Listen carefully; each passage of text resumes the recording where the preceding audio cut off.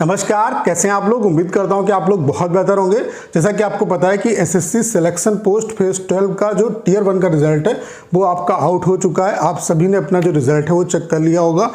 अगर आपने अभी तक अपना जो रिजल्ट है वो आप चेक नहीं कर पाए तो कैसे रिजल्ट चेक कर सकते हैं, उसकी आपको पीडीएफ कहाँ से मिलेगी उसके बारे में इस वीडियो में बात करेंगे। उसके अलावा यहाँ पे लेवल वाइज मैक्सिमम और मिनिमम कट ऑफ क्या रही, जैसे ग्रेजुएशन लेवल में मैक्सिमम और मिनिमम कट ऑफ क्या रही और किस पोस्ट कोड की जो कट ऑफ है वो मैक्सिमम और मिनिमम रही।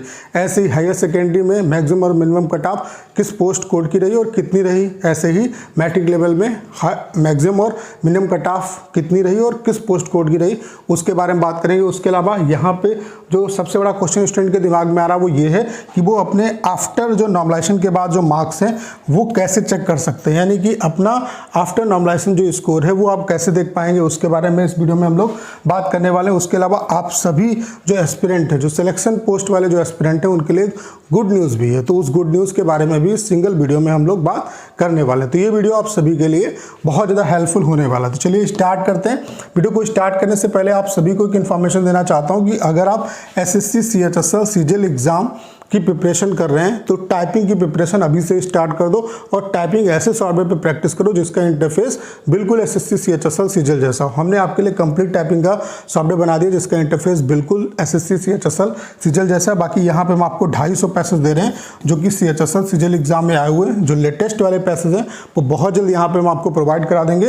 एक दिन का जो डेमो है वो आपके लिए बिल्कुल फ्री है। मैं आप सभी से जरूर कहूँगा कि एक बार डेमो जो दीजिएगा। डेमो का लिंक डिस्क्रिप्शन और कमेंट बॉक्स में पिन किया हुआ है, वहाँ से आप डेमो दे सकते हैं और अगर आप डेमो से सेटिस्फाई होते हैं तो अपना जो बेस्ट प्लान है वो परचेज कर सकते हैं। लेकिन एक बार आप लोग डेमो जरूर दीजिएगा, ये मैं आप सभी से रिक्वेस्ट करता हूँ, ठीक है। आपको डेमो से आइडिया लगेगा कि ये सॉफ्टवेयर आपके लिए कितना हेल्पफुल होने वाला है।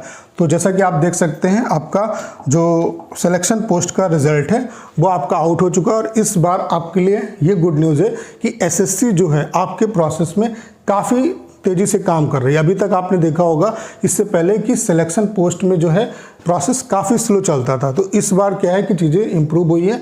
इस बार रिजल्ट भी आपका जल्दी आया है और स्क्रूटनी की जो डेट है वो ऑलरेडी इन्होंने दे दी है। मैं आपको दिखा देता हूँ, स्क्रूटनी की आपकी जो डेट है वो भी आ गई। पहले क्या होता था कि आपको ऑफलाइन अपने जो डॉक्यूमेंट होते थे वो सबमिट करने होते थे, तो उस प्रोसेस में काफ़ी टाइम लगता था। तो इस बार क्या है कि इन्होंने अभी जैसे रिजल्ट दिया वैसे ही स्क्रूटनी की भी डेट दे दी।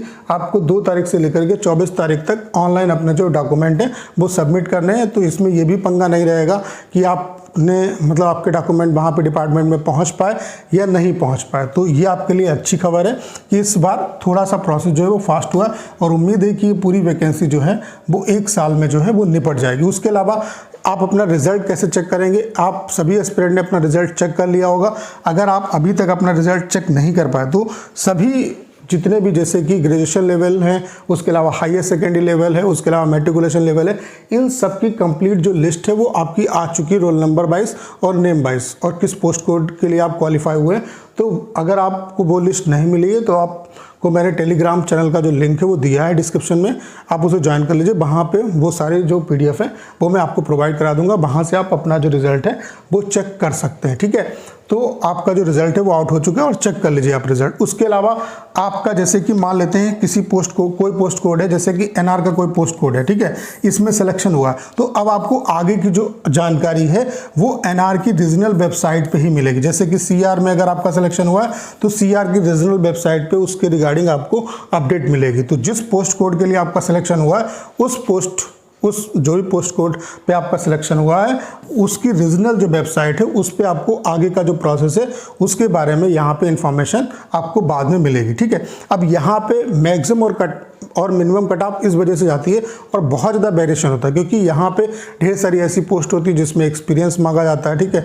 कई ऐसी पोस्ट होती है जिसमें टाइपिंग मांगा जाता है, कई ऐसी पोस्ट होती हैं जिसमें स्टेनो की रिक्वायरमेंट होती है, उसके अलावा कुछ नॉर्मल पोस्ट होती है और बहुत कम पोस्ट निकलती हैं। जैसे कि हर एक पोस्ट, जैसे ढेर सारी पोस्ट कोड के लिए वैकेंसी निकलती है और वैकेंसी वो बाद में मतलब एसएससी क्या करता है यहाँ पे वैकेंसी को मतलब ले भी लेता है, मतलब वैकेंसी कैंसिल भी कर देता है। ढेर सारी वैकेंसी कैंसिल भी हुई है, विड्रॉ भी हुई है और अभी हो सकता है कि ढेर सारी जो वैकेंसी हैं वो पोस्ट कोड की वैकेंसी जो है वो आगे भी विड्रॉ हो जाए, ठीक है। तो अगर आपका किसी पोस्ट कोड पे सिलेक्शन हुआ है और वो वैकेंसी विड्रॉ नहीं होती है तो कहीं ना कहीं आपके सिलेक्शन की प्रोबेबिलिटी रहेगी, क्योंकि ढेर सारे एस्पिरेंट यहाँ पे बाद में छोड़ भी देते हैं, क्योंकि यहाँ पे मल्टीपल एस्पिरेंट ऐसे मिलेंगे जो मतलब हायर सेकेंडरी में भी क्वालिफाई हैं, ग्रेजुएशन लेवल में भी क्वालिफाई हैं, मैट्रिकुलेशन लेवल के लिए भी क्वालिफाई हैं, उसके अलावा हर एक लेवल में कई पोस्ट कोड के लिए क्वालिफाई है। तो उनका डीबी फिर अलग अलग जगह पे होगा, तो उतना पॉसिबल होता नहीं एस्पिरेंट के लिए। उसके अलावा कुछ जो एस्पिरेंट हैं वो भर देते हैं, एक्सपीरियंस सर्टिफिकेट उनके पास नहीं होता, फिर ही भर देते हैं। तो उस वजह से क्या है कि अगर यहाँ पे आपका सिलेक्शन हो गया तो फिर आगे का जो प्रोसेस है वो चलता रहेगा। बाकी आप जो नेक्स्ट एग्जाम है उनकी आप प्रिपरेशन पे फोकस करिए, ठीक है। यहाँ पे आपने देखा होगा कि कट ऑफ में वेरिएशन बहुत ज़्यादा होता है। उसका रीज़न क्या है कि जो एक्सपीरियंस जिसमें मांगा जाता है उन पोस्ट कोड के लिए कट ऑफ आपकी कम रहती है, बाकी जो नॉर्मल वाली पोस्ट होती हैं उनमें आपकी कट ऑफ हाई आपको देखने को मिलती है। तो इस वजह से यहाँ पे कट ऑफ भी प्रेडिक्ट कर पाना बहुत मुश्किल होता है, ठीक है। अगर हम बात करें यहाँ पे हर एक लेवल में कितनी क्या मिनिमम आपकी और मैक्सिमम कट ऑफ गई है और किस पोस्ट कोड के लिए गई है, तो ग्रेजुएशन लेवल में अगर हम बात करें तो ग्रेजुएशन लेवल में यहाँ पे यूआर की कट ऑफ जितना मिनिमम क्वालिफाइंग मार्क्स लाना है उतने नंबर पे सिलेक्शन आपका हो रहा है। देख रहे हैं आप कि मिनिमम जो कट ऑफ गई है वो 60.20 गई है, जो जिसका पोस्ट कोड क्या है, किस पोस्ट कोड के लिए गई है, NR 26124 के लिए। उसके अलावा मैक्सिमम जो कट ऑफ है वो कितनी गई है, 182.66। ये किस पोस्ट कोड के लिए गई है, CR 15723। तो इस वजह से आपने देखा होगा कि ढेर सारे एस्पिरेंट ऐसे भी होते हैं जिनके मार्क्स अच्छे हैं फिर भी उनका सिलेक्शन नहीं होता, क्योंकि वो डिपेंड करता है कि आपने किस पोस्ट कोड के लिए अप्लाई किया और उसमें वैकेंसी जो है वो कितनी है। तो यहाँ पे जो ग्रेजुएशन लेवल में जो मैक्सिमम और मिनिमम कट ऑफ गई है वो कितनी गई है और किस पोस्ट कोड के लिए गई है वो आप देख सकते हैं। ऐसे ही अगर हम 10+2 लेवल में बात करें तो यहाँ पे जो मिनिमम कट ऑफ गई है वो 66.77 गई है और किस पोस्ट कोड के लिए गई है, SR 1924 के लिए, ठीक है। उसके अलावा अगर हम मैक्सिमम कट ऑफ की बात करें तो 176.62 यानी कि 176.62 गई है कट ऑफ और किस पोस्ट कोड के लिए गई है, NR 12524 के लिए। उसके अलावा अगर हम बात करें मैट्रिकुलेशन लेवल में तो यहाँ पे जो मिनिमम कट ऑफ गई है वो 71.31 गई है और किस पोस्ट कोड के लिए, SR 13224, ठीक है। उसके अलावा अगर हम मैक्सिमम कट ऑफ की बात करें तो मैक्सिमम जो कट ऑफ गई है आपकी वो गई है UR की 172.54 और जिसका पोस्ट कोड जो है वो कितना है, 14424, ठीक है। इसका जो पोस्ट कोड है वो आप ये देख सकते हैं, ठीक है। तो ये आपकी जो लेवल वाइज जो मैक्सिमम और मिनिमम कट ऑफ है और किस पोस्ट कोड के लिए गई है वो आप देख सकते हैं, ठीक है। उसके अलावा अगर हम बात करें यहाँ पे ढेर सारे जो एस्पिरेंट हैं उनको ये भी डाउट आ रहा है कि जो आफ्टर नॉर्मलाइजेशन जो मार्क्स हैं वो आप कैसे देख सकते हैं, आपके कितने मार्क्स बनने कैसे पता चलेगा। देखो यहाँ पे क्या है कि अभी लिस्ट आई है रोल नंबर की कि किसका सिलेक्शन हुआ और किस पोस्ट कोड के लिए वो क्वालिफाई हुआ है, और अगर एक से ज़्यादा पोस्ट कोड के लिए क्वालिफाई हुए तो वो भी आपको दिख रहा होगा बाय नेम। अगर सर्च करेंगे तो जिस जिस पोस्ट कोड के लिए क्वालिफाई हुए वो आपको पता चल जाएगा। बाकी अभी जब आप स्क्रूटनी के लिए अपने डॉक्यूमेंट भेजेंगे तो वहाँ पर भी लिख के आ जाएगा कि किस किस पोस्ट के लिए आप क्वालिफाई हुए हैं।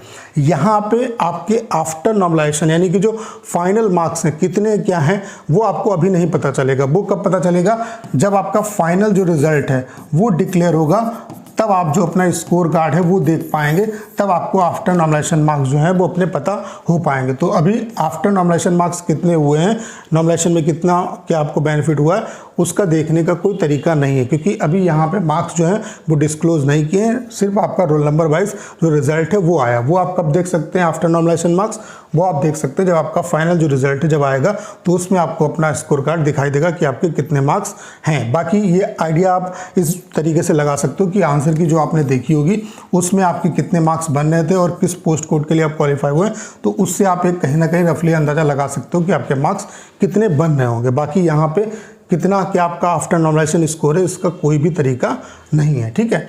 तो आफ्टर नॉर्मलाइजेशन किसी भी आफ्टर नॉर्मलाइजेशन जो मार्क्स हैं वो देखने का कोई तरीका नहीं है, वो आप नहीं देख सकते। सिर्फ यहाँ पे रोल नंबर दिखेगा, आपका नाम और किस पोस्ट कोड के लिए क्वालिफाई हुए हैं वो आपका दिखेगा, ठीक है। बाकी गुड न्यूज़ आपके लिए क्या है कि जो प्रोसेस है उसको काफ़ी फास्ट कर दिया है और इस बार उम्मीद है कि 1 साल में जो भर्ती प्रक्रिया है वो कंप्लीट हो जाएगी। इससे पहले क्या होता था कि बहुत टाइम लगता था, ठीक है। और बाकी आपको आगे की जो जानकारी है वो कैसे मिलेगी, जिस पोस्ट कोड के लिए आप क्वालिफाई हुए उसकी जो रीजनल वेबसाइट है उस पर आपको अपडेट आगे के लिए मिलेंगे यहाँ पे। तो उम्मीद करता हूँ सारी जानकारी आप बहुत अच्छे तरीके से समझ पाए होंगे। करना क्या है, इस वीडियो को ज़्यादा शेयर करना है।